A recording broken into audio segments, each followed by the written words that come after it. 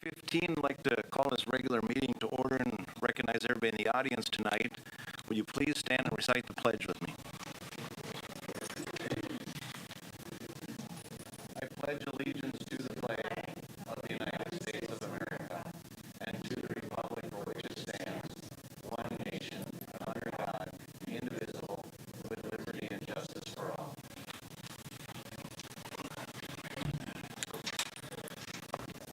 School board norms. Jason, would you like to?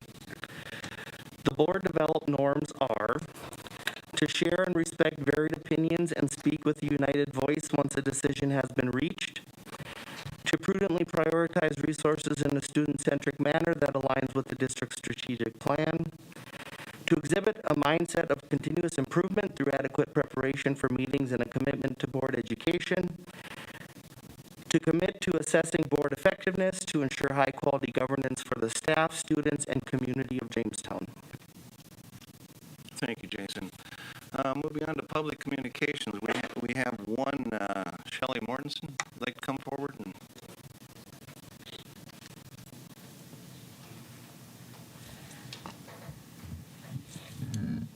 Hello, I'm Shelley Moltzen, a teacher at Jamestown High School, and tonight I'm here representing a group of over 50 concerned staff from our building.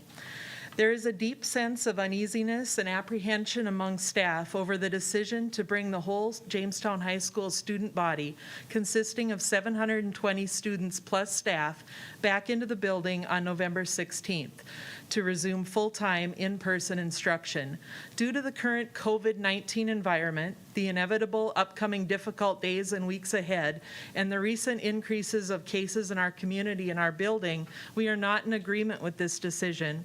We feel our own health and safety is being put at risk due to the number of students returning and the impossibility to socially and physically distance in our classrooms. We also are very concerned about the health and safety of our students.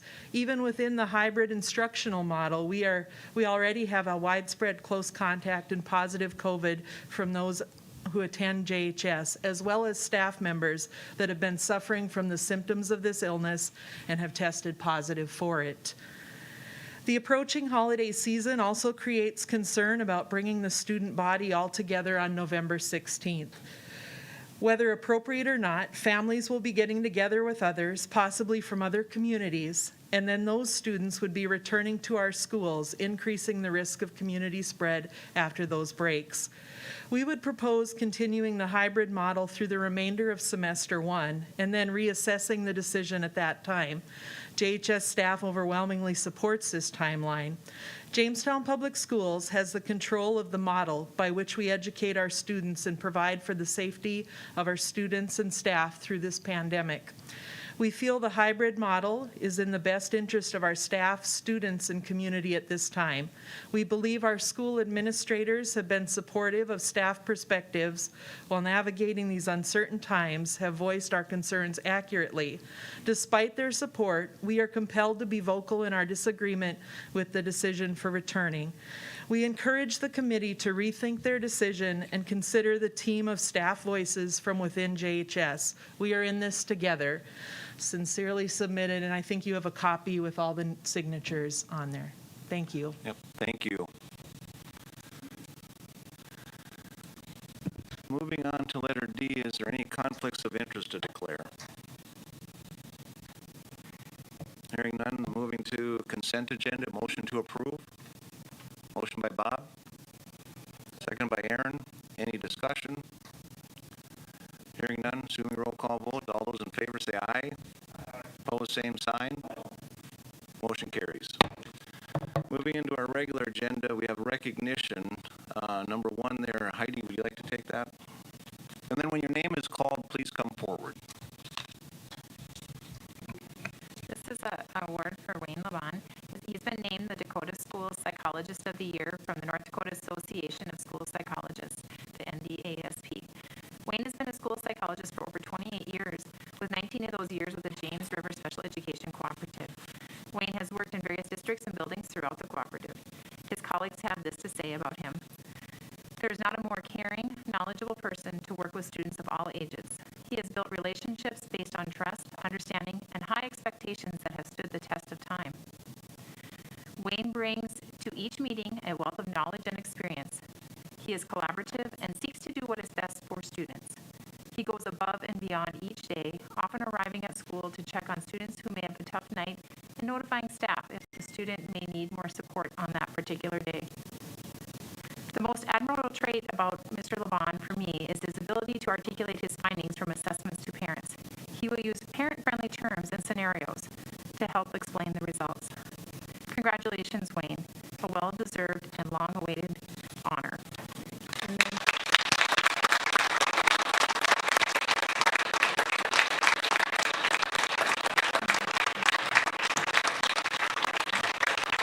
Thank you for your dedication.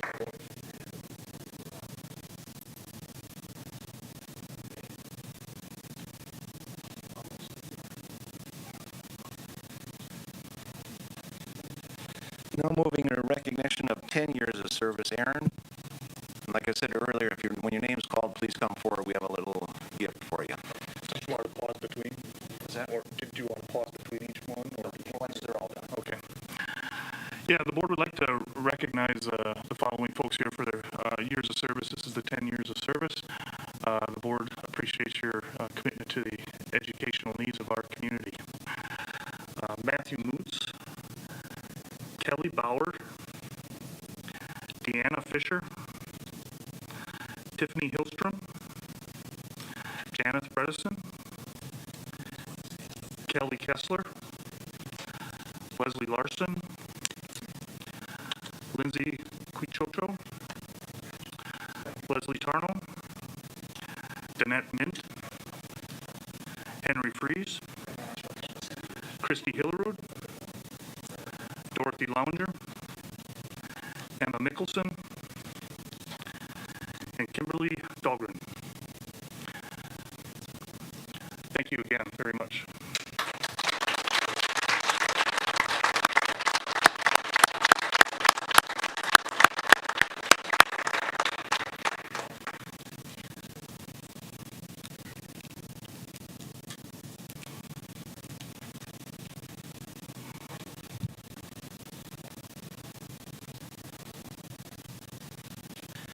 Now moving to the 25-year service, Bob. Again, we'd like to congratulate these teachers for 25 years of working with the students in Jamestown, and we appreciate the years that you've given to our kids and to our community. Tricia Gaffney, elementary teacher at Gessner. I didn't see her. Okay. Jennifer Gall, middle school language arts. Jennifer McLenko, K-12 orchestra. Cheryl McIntyre, high school vocal music. And Shelley Molson, high school English teacher.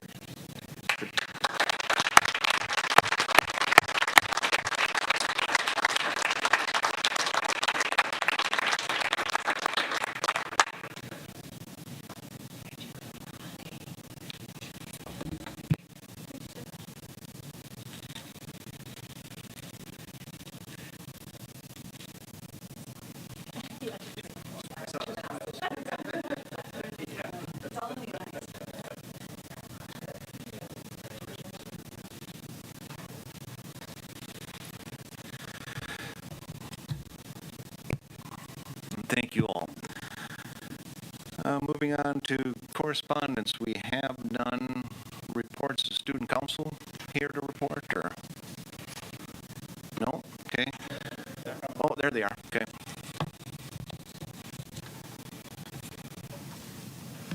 Hi.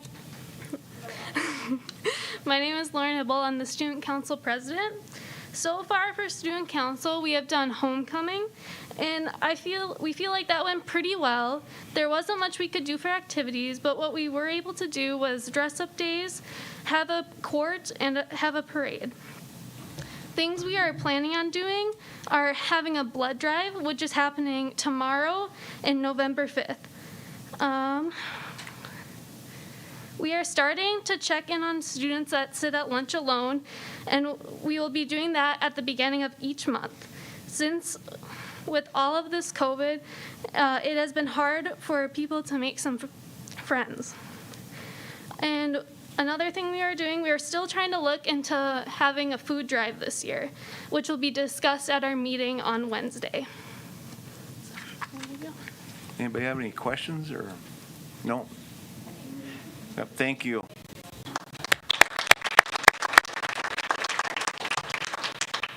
Moving to number 2, school board convention report. Any of the new members have a report on what they, just a generalization, because you guys went through that about 2 weeks ago, wasn't it? Or any thoughts or? That was like a year ago, I think. It was good. Overall, it was good. Getting some exposure, and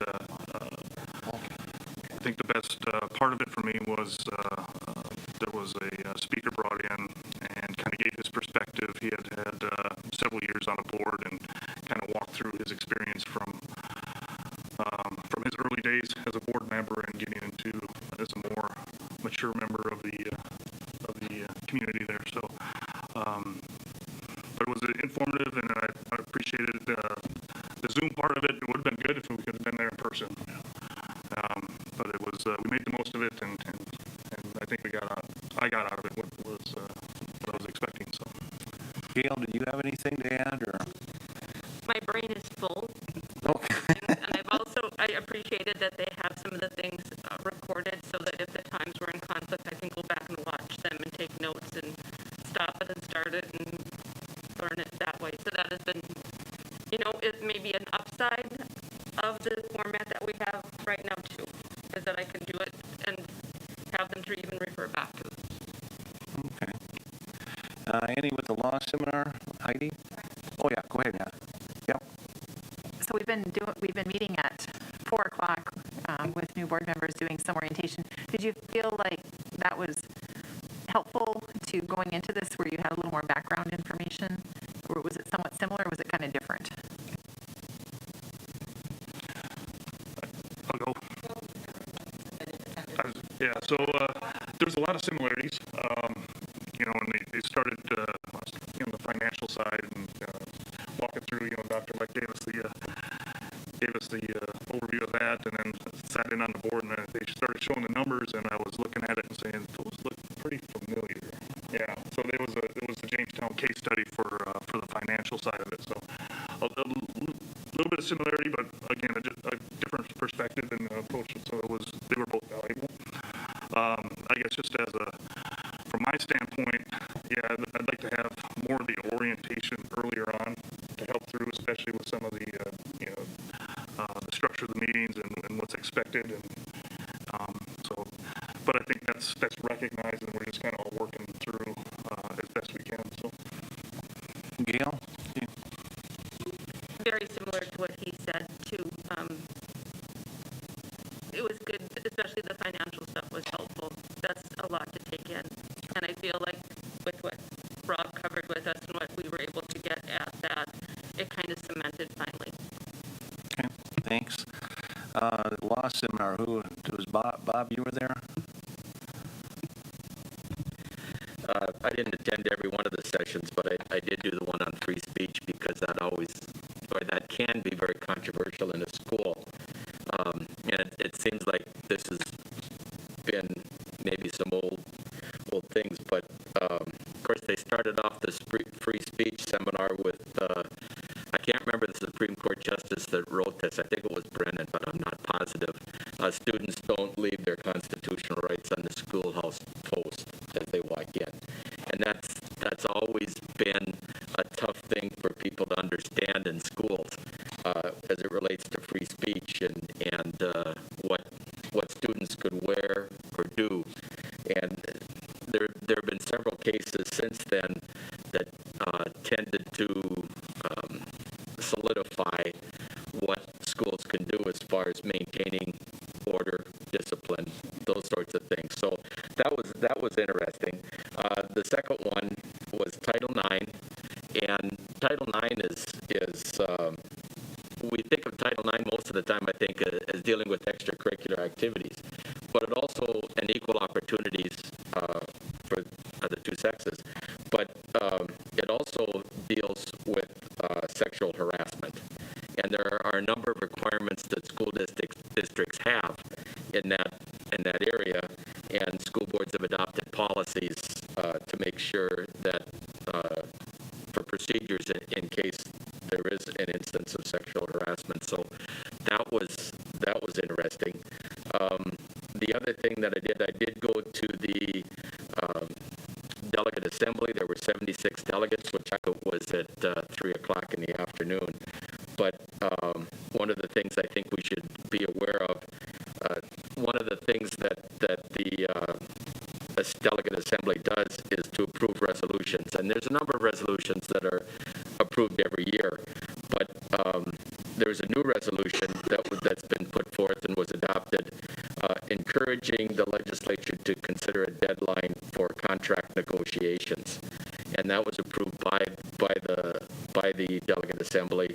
And I don't know if that's something that the legislature is going to deal with in this upcoming session, but it is something that the School Boards Association, at least at this delegate assembly, was very positive toward. So that's my report.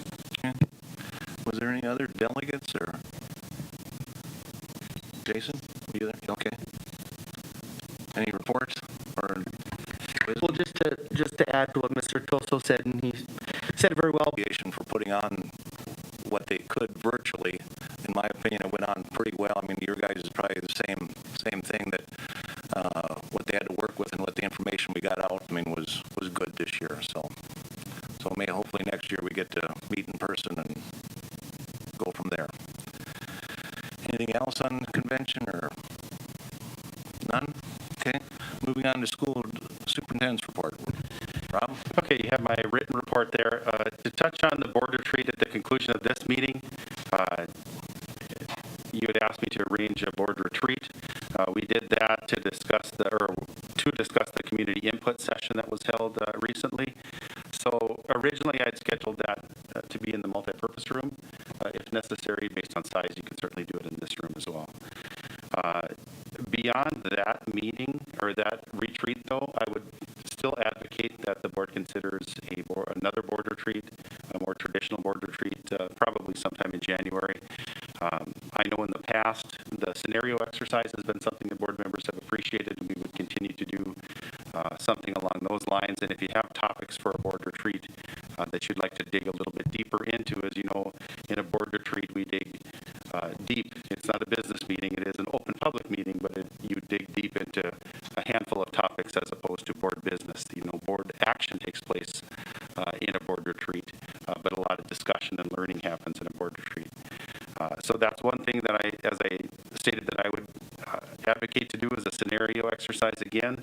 And if there's other areas, just let me know, and I can begin to prep and work on those topics. Just to provide you a quick update on the UJ JPS shared facility, I've given a number of announcements and updates on that. We did have a groundbreaking ceremony this last weekend, which was really fun. And just to give you an update on fundraising, in my report, it was $9.2 million of that. $11.5 million has been raised. And I'm not going to steal UJ's thunder because I think they want to make an announcement here for one more that came in today. So that puts it almost at $10 million. And I think what that shows is a great deal of support in our community around this project, and the idea that it's time for us to work together. And as I've made comment a few times, you know, we didn't present the right plan at the right time. I think what our community heard us say is it's the right plan and it's about time that we're working together between UJ and JPS. So that's a really exciting thing. And, you know, the other thing that working together has done, and this certainly isn't something that we just started to do with UJ. We've been working with UJ for years and having discussions for years. We talked about the TLA, which you heard presentations earlier at 4 o'clock on the action research from the TLA members. That's transitioning to the University of Jamestown. And I'm hoping in the next few months to have a shared CTE opportunity that we've been in some discussions with over the last couple of weeks as well. And so I think there's hopefully some more good news coming, and when we're ready to share that with the board, the University of Jamestown and the administration will do that as well. So really good news comes, I think education piece on the changes to the Ed Core funding and the resiliency grants, or the new resiliency grants. So I'm going to pass over that unless there's some questions on it. I've had a lot of questions, or continue to have a lot of questions, on the instructional plan review team related to who's on that group, how were those members selected, and so I wanted to include that in my report as well. So that team consists of a school board member, Mr. Howell serves in that capacity, a health official, Jennifer Schmidt, a teacher, Deb Hansen, and myself. The team was selected because they were part of the reentry planning committee. They've had all of the context that's necessary to have those discussions. And so that's how they were selected. The health and safety plan provides that group as the nibble group to meet and review data and make those instructional plan decisions. That's a function of the board.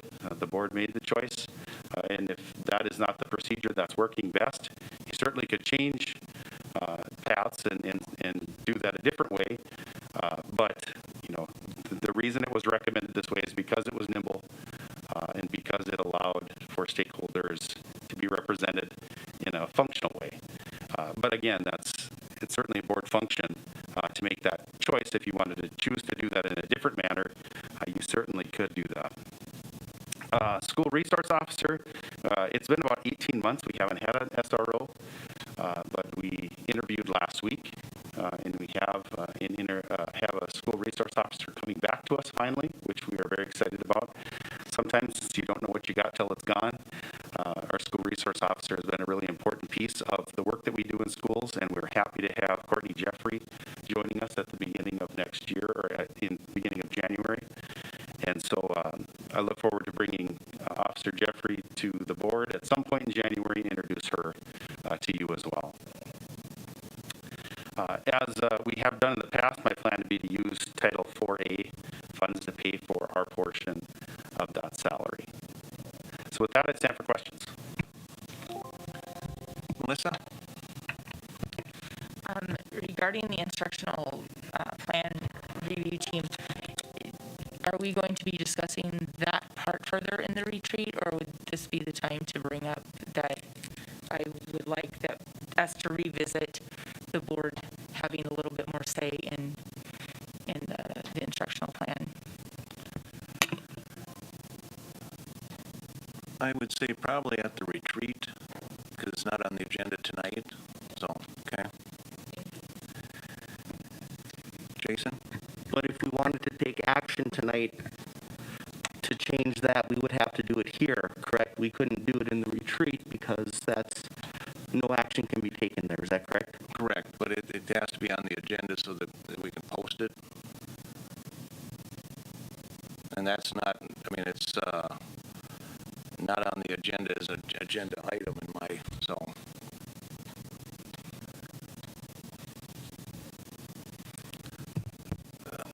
Diane? I think with respect for our audience tonight, that we need to make sure that they understand, and we all understand, that it will be a subject at the retreat immediately following this meeting. So if we could commit to that, I would appreciate it. Gail? Okay.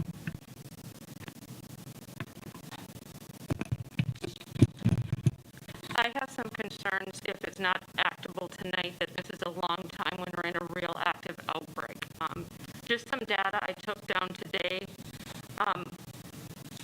We have the highest active case count of our pandemic at 218. When the decision was made to return to full-time, we were at 48. Today, our positivity rate is 8%. It was 2.42 when that decision was made. We have 19 actives in the high school age group, 5 in the middle school group, and 3 in the elementary group. We have countless others quarantined even with this new guidance. When the state changed this quarantine guidance, on October 7th is when you guys made that decision as a group. There were 3,000 positives in the state. Today there are 8,500 positives. I question if that quarantine guidance is working and is going to keep our schools safe enough. I also have some real concerns that I would like this committee to take into hand. Is our community and our state doing writ large what they need to support the reopening of our schools safely? I would say no. drive by IDK on a Friday night and a Saturday night. It is packed. I am checking our entries into and out of grocery stores. People are not masking consistently. If we want to have our schools open as a community, our community needs to support our teachers and our staff and our administrators and this board as we make those decisions. We cannot do it alone. The numbers tell us that right now. They are escalating in a vertical line, straight up like this, as a state and as a community. I am glad that the high school staff addressed this. I was wondering, what is their feedback? How are they feeling about this? I have been contacted by multiple middle school staff that would state almost identical the same thing. What is our morale like? How will this be continued? Can we sustain this at this point? We haven't even hit the heavy part of cold and flu season, and I know what that did to schools because I worked there a number of years. Is this plan adequately addressing that?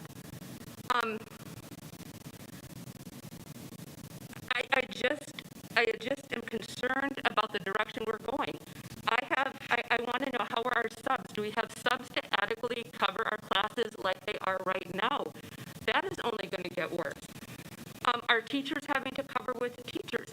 The words that keep coming to me over and over again, I am exhausted. I don't know how much longer I can do this. My morale is at the Dante's 7th layer of hell, was one quote I got. I'm just concerned. Can we pass this off 2 weeks? Is that sustainable? I don't know. Those are just my thoughts right now. And I'm sorry I get a little passionate about this, but the safety of our staff, our administration, and our students has to be our foremost concern as a board. And we can't do it without our staff. We just can't. Rob? Just a suggestion, if the board, you certainly have the ability to, if you need to, hold a special meeting. You can hold a special meeting if you wanted to discuss this. You wouldn't necessarily have to wait for 2 weeks. From my perspective, it isn't on your agenda, so it would be very difficult to deal with it today. But you certainly could set a special meeting if that was the desire of the board to do that. You're right, as Ben said earlier, you don't take action in a board retreat.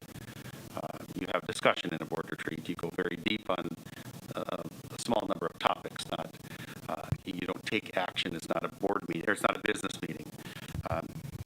Just a few comments related to that too, Gail. And I think it's important to recognize that I think I probably could have done a better job in terms of reporting data.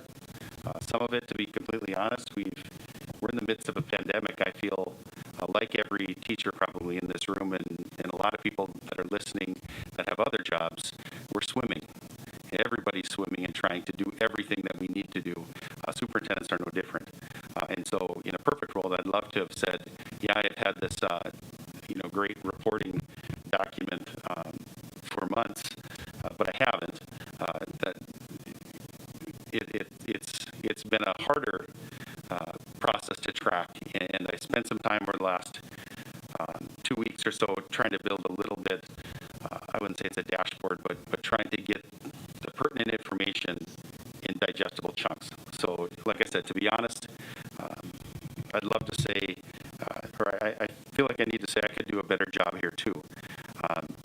But as of 7 o'clock this morning, here's actual numbers for students. And again, through the course of the day, things change.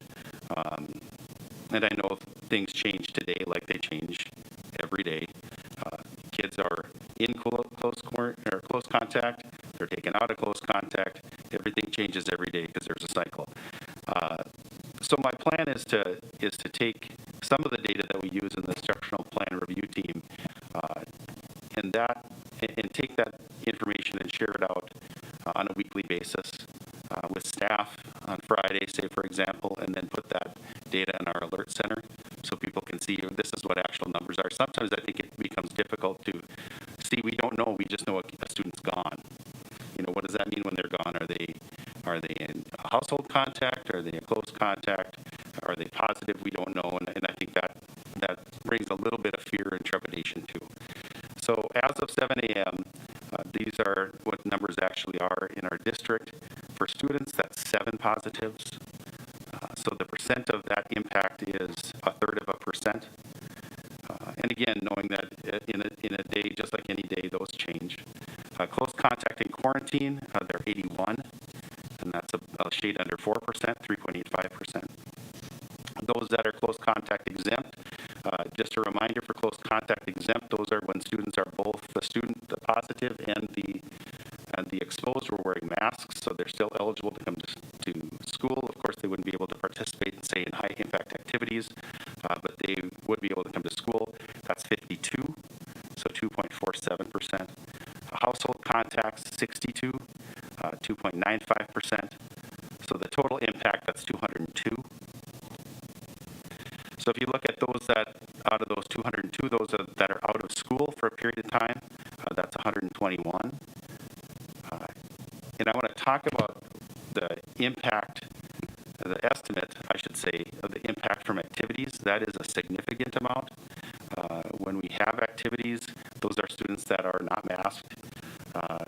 It is not safe for them to wear masks. And so the impact of activities is probably, if not the most, it is one of the most impactful variables that we look at.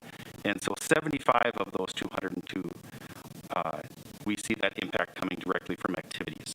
That is significantly higher at the secondary level. It is 52% to 60% at the secondary level. So if you look at the impact at those levels, over half related to activities.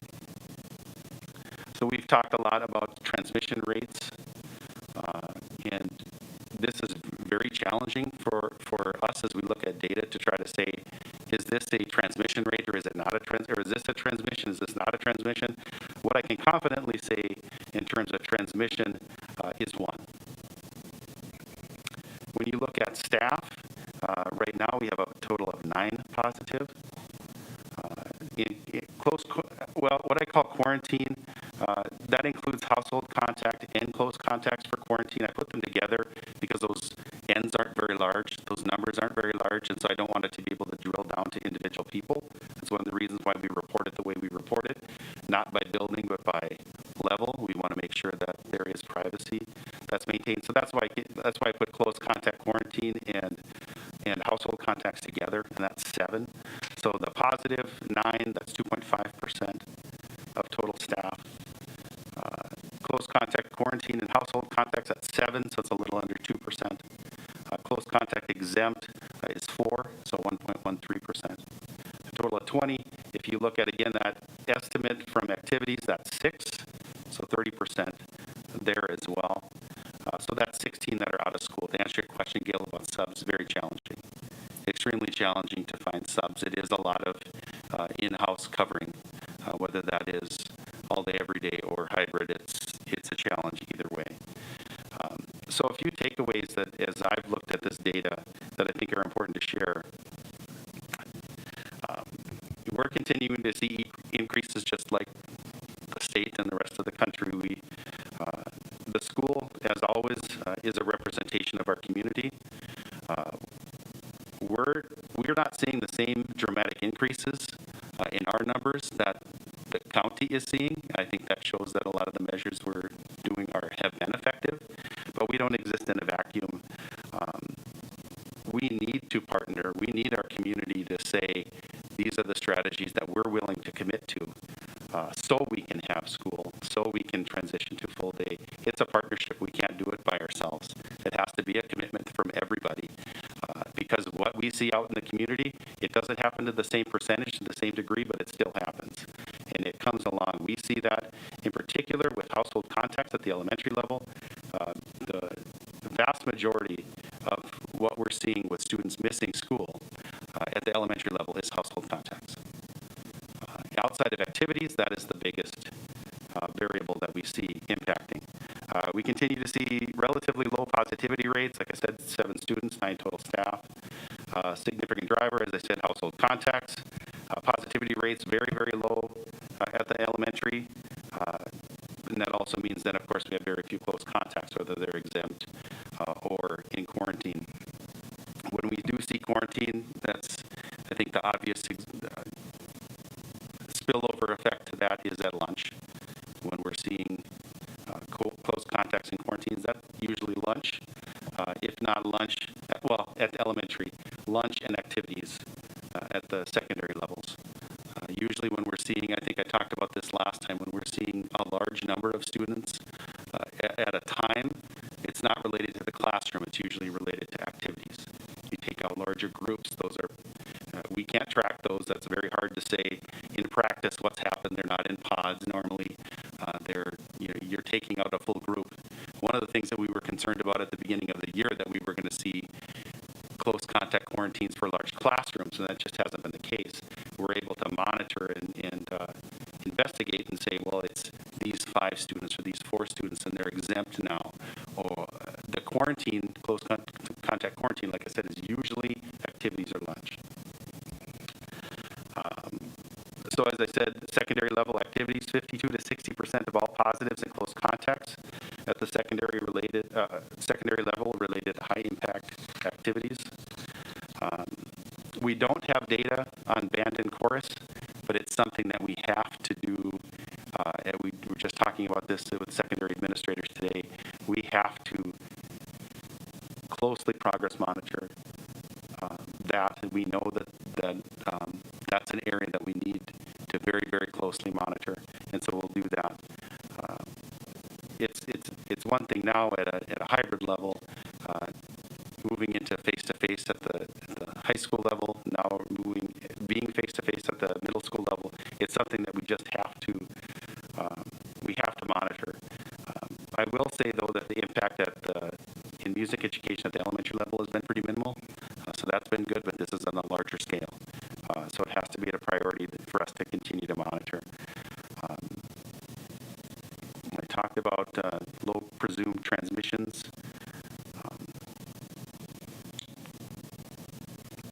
One of the things that we have to, from our community as well, is staying home when ill.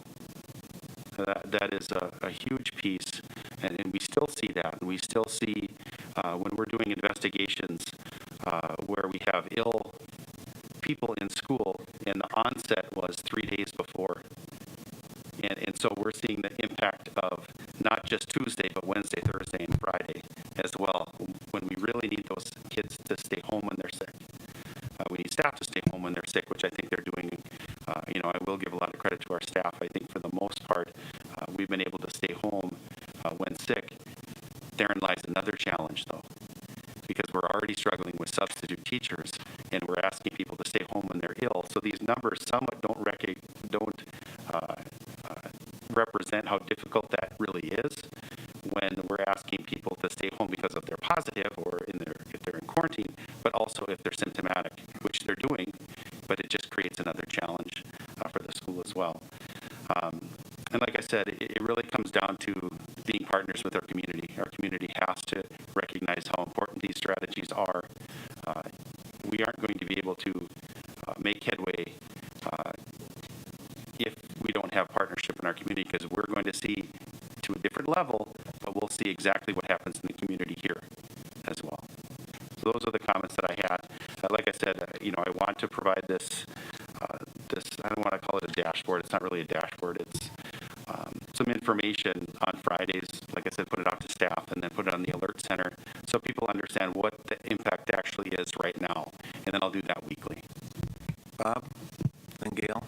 Yeah, a couple of things. First of all, we have to remember that it wasn't that long ago that we had a group of parents here very emotional about not having certain activities and things for their kids at the high school because of concerns for COVID. There's always two sides to every issue, and one of the things that drives me nuts about COVID is no matter what you do, you're wrong. And that's a real tough position to be in because we don't have consensus. I'm really disappointed that we don't have media here tonight because I'd like the paper to take a picture of the audience and put that out there to the community and tell them and get a copy of this note and tell them that if we don't do a better job of masking in this community, we're not going to have the kids back in school.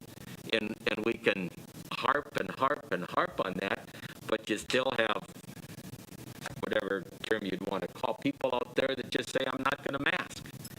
And I don't get that, because I haven't talked to anybody that doesn't say, we want the kids back in school full time. I've never heard anybody say that. And I come back and say, well, then let's require masking. No, I don't want to wear a mask.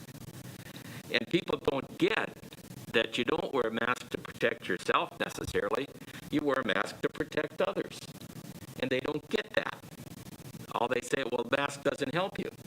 No, it doesn't help you as much, but it helps others. And it's going to help keep our kids in school.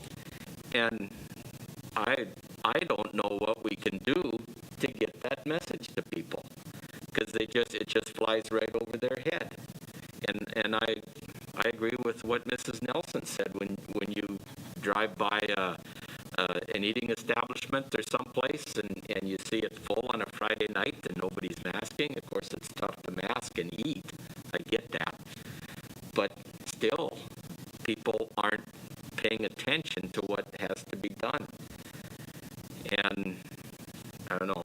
I've said the same thing countless times. I apologize for it, but it's extremely frustrating. And like I said, I wish the media could be here to get this message out, because it's important. And maybe people would ignore it, but we can't. There's an old adage that says, if you always do what you've always done, you're always going to get what you always got. And if we don't do something different, we're going to continue to get extended cases of the virus. It's not going to go away by itself. And we got to do some different things, and that's masking. So that would be a message to the media if they were here. Gail? Oh, go ahead, Greg. I didn't see you. We didn't see your hand, sorry. Yeah, I had my hand up about 20 minutes. That's okay. I guess the only point I want to make is, one, when the opening committee, when are they next going to meet? So that, because as we can see, there has been significant changes in our state and also within our community, because I watch these numbers every day. And obviously, if we need to make some adjustments, if we need to take another look at this, situation, I think we need to do that, and we need to do that fairly quickly. So either we need some information back from that committee, or maybe this is at the end of the meeting, we need to call a special board meeting to address this issue as things are changing every day. Rob, do you have a comment? So the meeting is scheduled for this week. We meet the same week as board meetings. At least that's what we've transitioned into. So we'll meet sometime this week. We haven't set a date, but we'll meet this week. I'll say the same thing that it seems like I say all the time, is I don't know if you can find a more polarizing topic than this anywhere. It's not a Jamestown issue. It's not a North Dakota issue. It's a everywhere issue. People are on whatever side they're on, and they're very entrenched in that belief, whether we need to get back to school or we need to be all virtual, somewhere in the middle on that continuum. And that's what we hear on a regular basis. And I really wish, I really wish there was a solution out there that a huge percentage of people could rally behind and say, this is what we should do. That isn't the case. It really depends on who you talk to. And whatever decision is made, there'll be a group of people that will agree.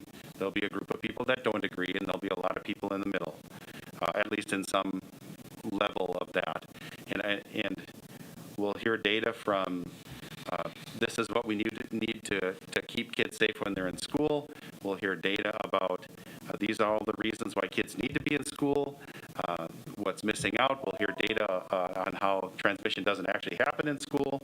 We'll hear studies from, like example for Europe, that says there is no change between schools reopening. There is no correlation between spread and schools reopening. It's zero. It's not an impact because schools don't exist in a vacuum. And what happens in the community is what happens in school. It's not what happens in school only. And So until you see the community do something, you're not going to see a change in the school. I wish I had a solution that everybody said, boy, this is what we should do. I don't know what that solution is. I'd love to be told what it is. All I know is we look at the data every chance that we have an opportunity to. I spend 75% of my day, and I know a lot of people do, and not just me, but 75% of my day related to this issue.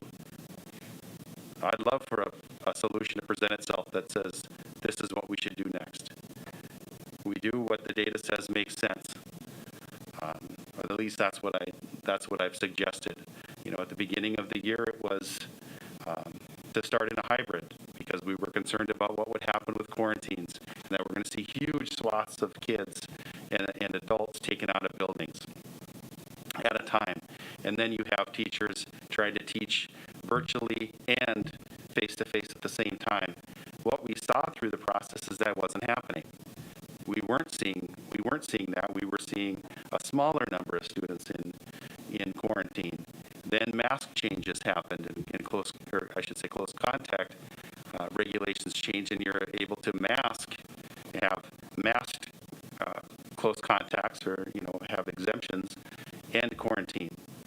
That changed things too. And so based on that, the recommendation or the change to go back to full-time face-to-face. Now, of course, that happened before a pretty significant swing in terms of numbers in our community, but numbers still support that as well. It doesn't mean that we don't look at those numbers, but there isn't a great answer here. When you serve on this committee and you dig into these, you're really talking about trying to find the best of the really bad solutions. There isn't a great solution. You do the best that you can. And like I said, whatever options are selected are not going to be universally loved. You don't get that opportunity in leadership. Sometimes you do, but oftentimes you have to pick the best one you got. And crisis leadership is a challenge, and it's a challenge because everybody's got an opinion and they're very embedded in their belief system. And whatever options are, it's not going to be popular from all. Some are going to love it, some are going to hate it, some are going to be in the middle. But that's what we're tasked with to look at. And whoever makes that decision, it's the same problem. I think we're getting more on a retreat. Oh, go ahead, Greg. Yeah, just a quick follow-up. I know there's been discussion about the community and what the community needs to do. We obviously have absolutely no control over what the community can do. We can make suggestions and recommendations, but what we have to do is totally focus on what we're doing with our students and our staff and what is in their best interest. So I appreciate, saying, yeah, the community's doing this, but we have to look past that. We can't control that, but we can control what's happening in the school. And I think that's what we need to take a close look at. Thank you. Just a quick one, because I think we're getting into the retreat information. Just go ahead, Heidi. Yeah, I just wanted to comment. I appreciate all the staff that came tonight. I can see the concern in your faces, and I understand it. And I also think, and Dr. Leck, I know you spend all day and all night on this, and all weekend, and on the phone. But I do appreciate if you could put those numbers out, because I think as people are out, we don't know why they're out, and all of a sudden, we have 10 people out today or 20 people. We don't know, are they positive? Are they close contact? I think getting the actual data will help.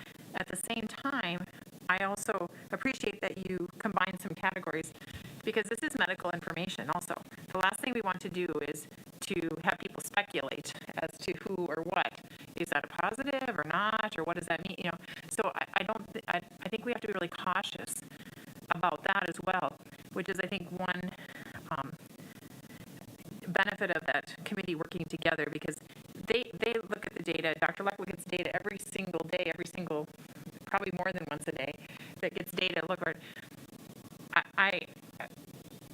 I'm not that deep into that data And I think it would be difficult for all of us board members to be that deep into that data. So that would be a concern of mine of not having enough information, and enough detail. Because, like I said, the last thing we want to do is identify people. And again, I do really appreciate it. I think this was well presented. I appreciate the numbers that came, and I know you have plenty to do tonight because this job of yours is in double time now. And so I do appreciate you coming forth and sharing. Can we get back on track now, the superintendent's report? Any other questions for Rob on the superintendent report? All the other information we can to get at the retreat. I think this is a question. So how is it going at the middle school since we've been back full-time? Well, we've been back a week. It's kind of hard to get a significant amount of data on how things are going. The committee will meet this week to review any change in numbers, but the impact in having gone to school for 5 days is not going to give you a real good sense of what's happening, what isn't happening. Like I said, what I can share with you are the takeaways from data that has a that's the right now. That's the right now of what we see. It's pretty hard to judge what's happening in the middle school after 5 days. Okay, moving on to board education.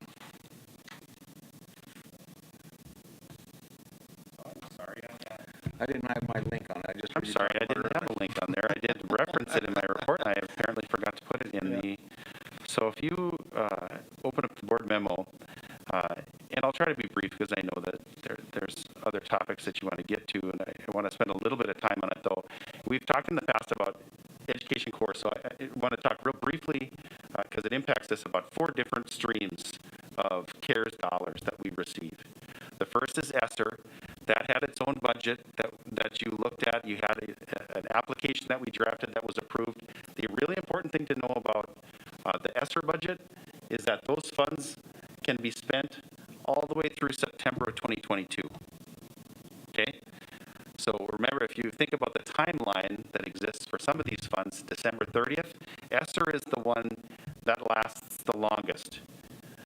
And so that's the pool of resources we don't want to look for right away. If we can spend dollars in resiliency grants or education core, that's where we want to spend those dollars in. The other one that I'm not going to talk about that is in there is the CARES we received dollars. Now I'm blanking on the name. It is for broadband. It's the ESSER broadband grant. And so it's a little bit under $9,000 that we get, but it supports those JVA students, those hybrid students that that need a little bit of extra support to have broadband services in their home, and so we support them through that grant. So those are the 2 CARES that I'm not going to talk a ton about. The 2 that I will talk, education core, which you've heard about, but what you've heard from me in the past is it's super limited. And it's limited only in the area of personnel. One of the a great piece of news that came out recently was that they broadened those uses. They were listening to us, talking to them a lot of times about how limiting and hard that funding was in that time frame. And so they broadened those uses. They actually created this new resiliency grant, which has 6 areas, and they then copied those 6 areas for the education core. So if you look at an allocation of just over $500,000 in education core and a little bit over $580,000 in resiliency grants, now those 2 pools of dollars have allowable expenses in technology, which is hardware, software, infrastructure, bandwidth, mental health supports for staff and students, that's 2. 3, professional development for a COVID response. 4, additional personnel-related costs. That's the old core. Physical and environment improvements, and support for recruitment of employees. So one of the challenges, these are great. We're extremely appreciative that we've opened up these funds. It's what we've been asking for, is to open these funds up. The challenge remains, though, that these must be expended by December 30th. And when you look at the first thing that stuck out to me was physical environment improvements. I thought of all the work that we need to do. The challenge is it has to be done by December 30th, 2020, which really limits your ability to use. One of the things that we thought about is, goes from July 1st through December 30th. And we thought, well, there were some expenses that we had. We replaced a boiler system. It doesn't qualify, unfortunately. We thought it might, but it doesn't have HVAC impact, so it really wouldn't qualify.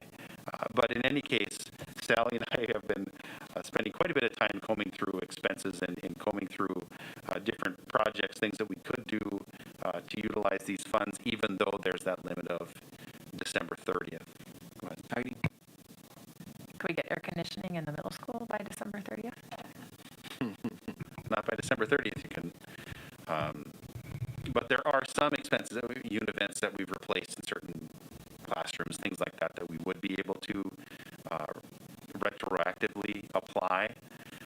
So the good news is those funds are there. It's over $1 million. And so there is a great opportunity for us to do some additional work here. They do all have to be related to COVID, although I think there's a pretty good case you can make for a lot of different changes. I was probably most excited by technology and some of the personnel things that we've already targeted that we want to do, and then the physical environment improvements. Again, there's the limitation of these funds. That's the biggest challenge that we see. That they have to be expended by December 30th. Now, hopefully, in a week or so, that'll be extended and we have a whole different conversation that we're going to have. But we feel, as fiduciaries, we have to find a way to make sure that we expend these dollars because that's for the betterment of the district. If our plans right now change because those are extended, that's great. Then we have a greater pool of things to look at. But so if you think about those first three that I talked about, the broadband, resiliency, and education core, all July 1st through December 30th. ESSER, all the way through September 2022. So I'll bring, Sally and I are working already on different projects that we'll bring to you a proposal, hopefully by the 16th, that will anticipate expenditures in those areas, or that we are targeting expenses we've already incurred that would qualify. We'll bring them to the board for your approval. We're working on that now. Like I said, if things change and that extends beyond December 30th, then maybe we can look at making some changes, but we have to have a plan. There's just the time frame requires us to do that. As I said, as many of I love the ESSER funds. I think they were a great allowable use for us, but we aren't going to touch ESSER unless we have to until after these other funds are expended. But with that, I would stand for questions if you have any in Board of Education. Yeah, just a question on the physical environment improvements. Is it, do the funds need to be expended by December 30th, or does the physical work need to be completed by December 30th? Both. Any other? Physical environment's really, really a challenge. It's hard to get plans to do those things 6 months ahead of time. And I wish that wasn't the case, but I've outlined some examples there of things that we have talked about, stipends for staff, repurposed staff, things that we've talked about in the core before. All of our applicable educational technology purchases since July 1st, additional applicable technology purchases. We asked the technology department to come up with potential projects that they might have that maybe we couldn't afford to do right now, or maybe we were going to expend in later years, something that could be purchased ahead of time. Moving forward, a one-to-one is a good example. If we look at one-to-one at the elementary, that might be a long-term benefit. And that's, I think, how we need to look at these funds, is something that can address some needs right now, but they have a long-term positive impact to the district. So that's how my mindset is when we talk about these different groups of CARES dollars. Bob? I thought Superintendent Basler said last week that as long as the funds were obligated, that the work didn't necessarily have to be done because there's issues with supply chain. So if you had that as a problem, that you wouldn't have to have the project completed. Yeah, I think you actually might be right on that. Yes, obligated, but even still getting organized to get that work done and scheduled is a challenge prior to that date. But yes, you're right. And there's, if on a boiler project, for example, there is HVAC, something that's impacting airflow, then you could count the whole project. For us, that just isn't the case. It's just the unit itself. But in any case, I think as we've targeted, we spent quite a bit of time on this topic, but we'll have areas. We'll have a proposal. Heidi? Yeah, I appreciate you looking at things that are long-term benefits and not just a quick short-term supply of something. And then also looking at sustainability with the legislature, not necessarily a really good outlook at this point, and just looking at things that also we can continue and sustain and really benefit our students. That'd be great. Jason? I understand the looking to the future type scenario, which is what we need to do. That being said, are there still fun, like our classrooms are evolving, our staff are learning more. There are still funds available for staff to request PPE. Just so we don't send the message that we still are going to take care of our staff safety if needed. So the PPE doesn't fit into these funds, but it does fit into ESSER. And so we still have, and, another important consideration for the board when we're talking about spending ahead is, as Dr. Larson mentioned, there's the more general fund dollars we can expend with special funds, the more general fund dollars are going to be available for other needs that don't have limitations like 6 areas we can spend them on. And in a likely a very challenging legislative session, those dollars are going to be necessary. So spending ahead the best that we can is, financially prudent. Any other questions on board education? None? Okay, moving on to old business. Any old business? None. Moving to new business. We have nothing under activities or building or grounds or curriculum. Nothing under finance. Moving to number 5, personnel. Is there a motion to approve the hire of Nathan Michelson as a technology specialist for 2021 school year upon successful background check at a salary of $40,000 prorated base on start date? Motion by Gail. Seconded by Melissa. Any discussion? Hearing none, assuming roll call vote, all those in favor say aye. Aye. Opposed, same sign. Motion carries. Moving to letter B, we have the superintendent's evaluation, formula evaluation. And according to Century Code, we have satisfactory and unsatisfactory ratings. And we go through all 6 sections. We vote on those. Then at the end, we have an overall vote on those. No overall? No. Okay. So moving to, I'd entertain a motion on section 1, goal and vision setting with a rating of 372. Motion for satisfactory, seconded by Heidi. Any discussion? Hearing none, roll call vote. Sally?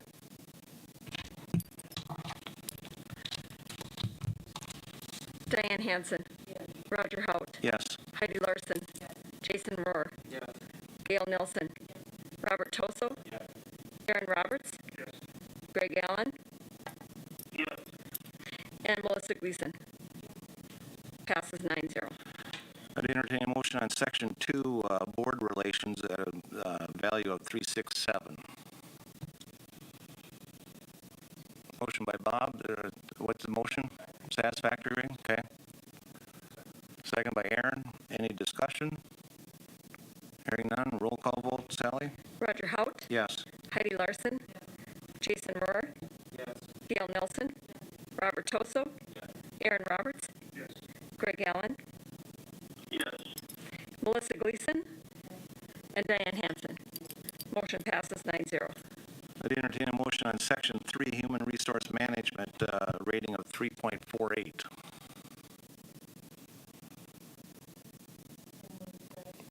Motion by Diane. Seconded by Bob. Any discussion? Hearing none, roll call vote. Sally? Heidi Larson, Jason Rohr, Gail Nelson, Robert Toso, Aaron Roberts, Greg Allen, Melissa Gleason, Diane Hansen, and Roger Hout. Yes. Motion passes 9-0.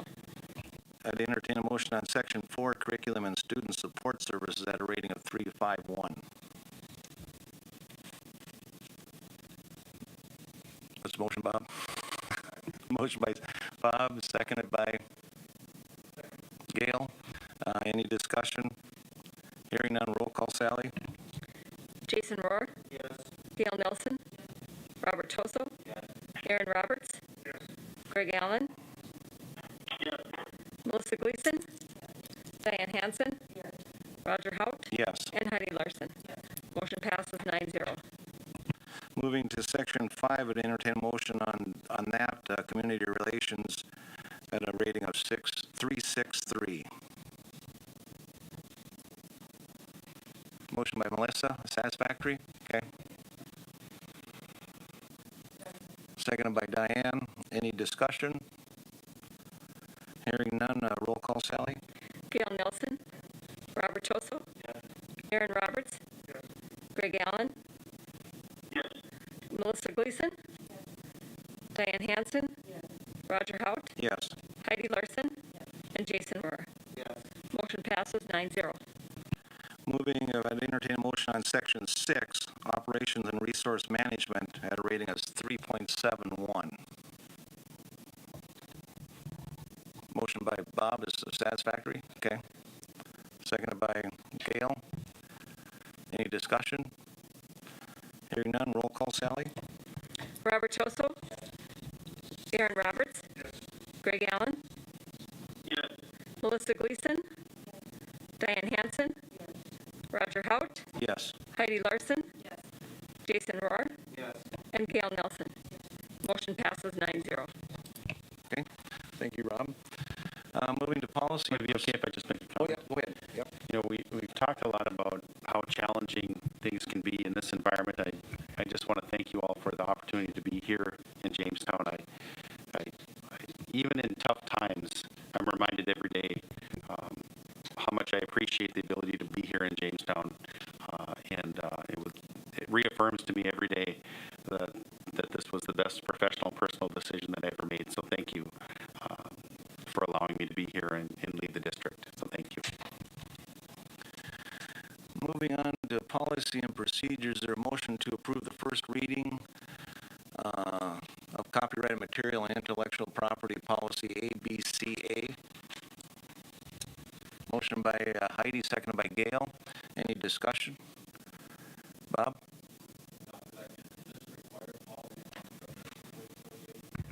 It is not required, it is recommended. In just the genesis of this policy is from the District Technology Committee. They targeted this. We went through a few different iterations of the policy as we looked at, what they wanted, and then putting it actually in a policy form. It really read a little bit more like a memo, but at the end of the day, we got this policy in place. Heidi? Can I make a comment on that as well? I sit on the technology committee, and the one that we had was extremely, extremely outdated. I don't think it had been looked at for a long time because it was a policy almost of that from that committee, and it even had like product names and stuff in it, which we don't do anymore, and so it needed to be updated, and so we worked on it quite. I say we, I mean the technology department worked on it and brought it forth, and it's in good shape now compared to where we were. Any other discussion? favor, say aye. Aye. Opposed, same sign. Motion carries.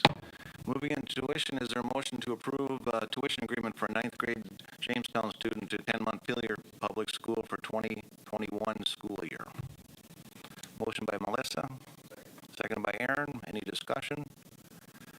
Hearing none, assuming roll call vote, all those in favor say aye. Aye. Opposed, same sign. Motion carries. We have nothing under other items for future agenda.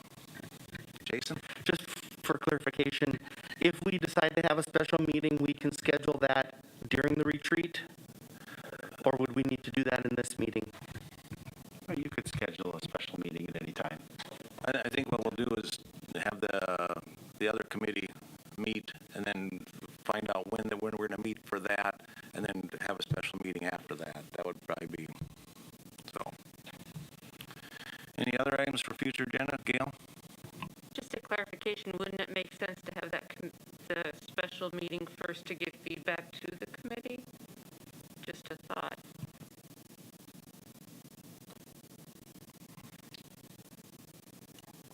Heidi? I guess, again, I would want to make really data-driven decisions, and I would need a pretty significant amount of time to get up to speed.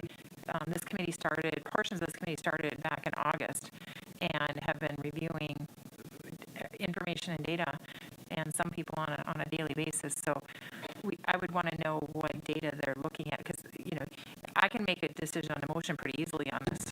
It doesn't take me long. And I think that's, not what I probably should do. We should, review the data, and I would need some time to do that as well, and also just know what that committee is looking at.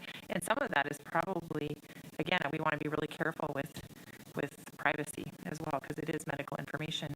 So we can't know such specific information either. So that's concerning to me, of not having enough information too. Okay, that's what I would suggest. I'm thinking sometime this week we're going to be meeting with that, and then as soon as we find out some information from there, we'll check to see what everybody's schedule is to see when we could meet then. So, okay, moving on to meetings to be scheduled. We have the Health Insurance Committee on Monday, November 9th at 3:45 in the multipurpose conference room. Our next regular school board meeting is November 16th at 5:15 here in the Thompson Community Room, or Thompson Room. Moving to Roman numeral 6, to remind you to right-click on the superintendent's evaluation, and then also to right-click on our adjournment to assess our meeting. No further business. Meeting's adjourned.